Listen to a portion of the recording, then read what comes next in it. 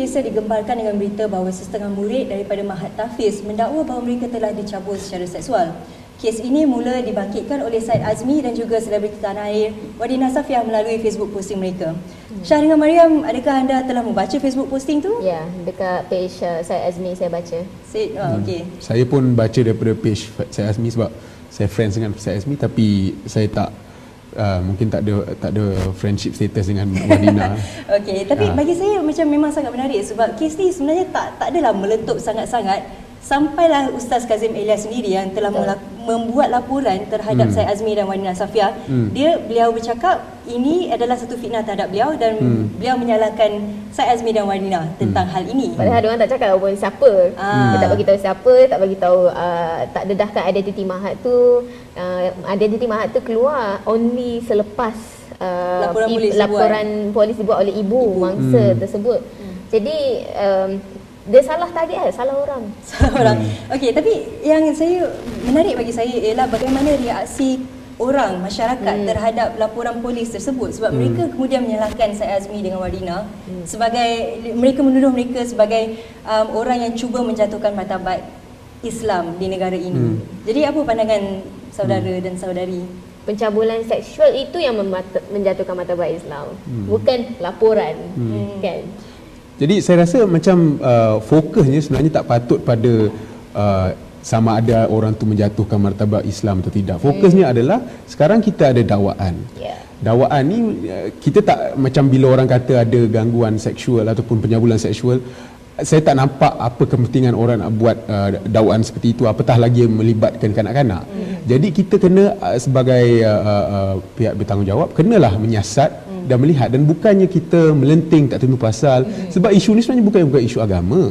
Benda ni jadi merentasi budaya, agama, bangsa dan sebagainya. Di Malaysia kita dengar dakwaan seperti ini berlaku kalau dalam kes ni adalah dalam Mahat Tahfiz ni, tapi sebelum ni kita ada lihat contohnya Hakal juga membuat perkara yang sama dan dalam satu keadaan ataupun environment di gereja contohnya. Dan kita lihat di luar negara juga, kalau macam dalam cerita Spotlight di mana cerita beberapa wartawan mendedahkan isu pencabulan seksual ke atas kanak-kanak yang dilakukan dalam situasi dalam di situ gereja. Jadi benda ni bukan tentang Islam atau apa-apa, isunya lah tentang kanak-kanak itu. Tapi sebenarnya bagi saya pun, bila dia nak cakap menjatuhkan martabat tu, saya rasa tak tepat bila dia cakap itu menjatuhkan martabat Islam sebab sebenarnya benda tak ada kena-mengena dengan agama langsung.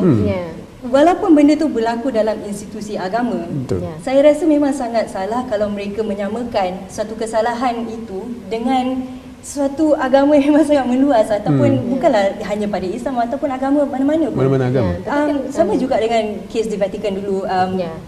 Gereja Katolik sebenarnya memang banyak telah menerima aduan bahawa perkara-perkara ini juga berlaku. Tapi yang saya agak terkilan ialah bagaimana setengah institusi itu masih lagi ingin menyembunyikan hal ini kerana biasalah mereka takut bahawa ini akan dikaitkan sama dengan agama itu sendiri. Dan perasan tak kalau pembalahan tu adalah di antara orang dewasa.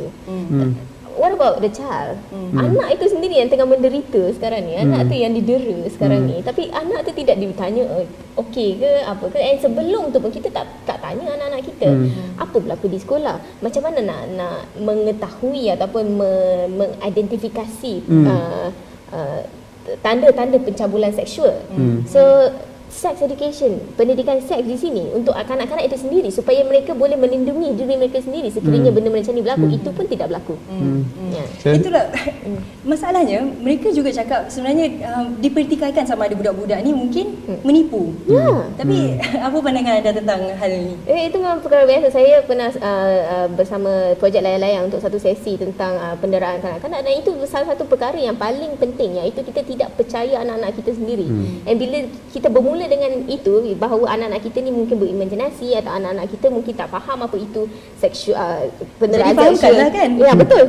Tapi itulah permulaannya di mana penderaan itu berterusan dan tidak diambil tindakan. Jadi saya rasa kita kena pastikan bahawa orang dewasa prihatin dengan isu-isu seperti ini. Bila ada kanak-kanak cakap macam ni, jangan terus buat tak endahkan ataupun just dismiss macam tu saja.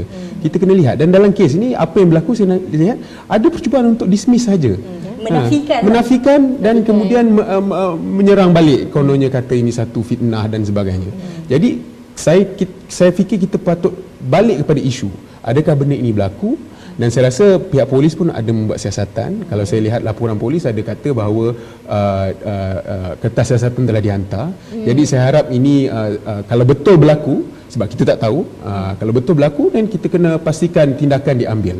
Dan saya rasa pada masa sama juga kita kena lihat sama ada terdapat apa-apa kelompongan dari segi kawalan atau regulasi dalam tahfiz dan sebagainya, sekolah-sekolah seperti ini. Ya, sebenarnya saya rasa bukannya masalah tahfiz sahaja. Saya rasa kalau orang yang pernah pergi asrama pun memang akan dengar cerita-cerita macam ni. Bukanlah nak menunjuk asrama mana-mana, tapi perkara memang lazimnya akan berlaku. Betul. Cuma bagaimana kita kemudiannya boleh menghadapi kes-kes begini. Bagi saya betul Mariam cakap, pendidikan seks itu memang sangat penting. Masalahnya sekarang ni, pendidikan seks orang selalu fikirkan ialah mengajar bagaimana untuk melakukan hubungan seks. Tapi bukan untuk mengenali sama ada ini adalah okey ataupun tidak okey, salah ataupun tidak. Satu jenayah, jenayah seksual. Ya, betul. Dan kemudian kanak-kanak itu sendiri mungkin tidak mengetahui mana mereka harus pergi sekiranya benda-benda ini berlaku. Betul. Kita kena mendidik orang dewasa tentang pendidikan seks mungkin. Kita perlu satu situasi seperti itu. Tapi adakah ia sebenarnya memang satu masalah budaya? Saya nak tanya inilah sebab budaya kita di Malaysia sekarang ini ataupun di Asia lah secara amnya adalah satu budaya di mana anak-anak itu sendiri sering diberitahu untuk tidak melawan cakap ataupun tidak membangkitkan apa-apa masalah untuk mak ayah. Jangan buat malu orang tua. Jangan buat malu, jangan menyusahkan ibu bapa. Jadi adakah ini menyebabkan kes-kes begini semakin berleluasa dan semakin parah di sini berbanding dengan kes di luar sana? Apa pendapat anda? Saya rasa tak semestinya kerana sebab tu, sebab saya rasa secara amnya memang kita ni tidak memberi perhatian yang sepatutnya kepada kanak-kanak lah. Tapi bukan saja di Malaysia, di mana-mana sebenarnya. Cuma mungkin di negara lain keprihatinan itu dah meningkat, tetapi di Malaysia masih belum lagi. Keresahan untuk berbincang tentang seks dan gerakan pendidikan seksual mereka mungkin telah bermula lebih awal. Jadi mereka ada that step ahead berbanding kita di sini. Jadi tak semestinya budaya tu menjadi penghalang kita untuk merubah keadaan. Alright, terima kasih kepada Syah dan Mariam kerana berkongsi pendapat tentang hal ini. Kita berjumpa lagi di episod seterusnya dalam Nadi Desus Masa.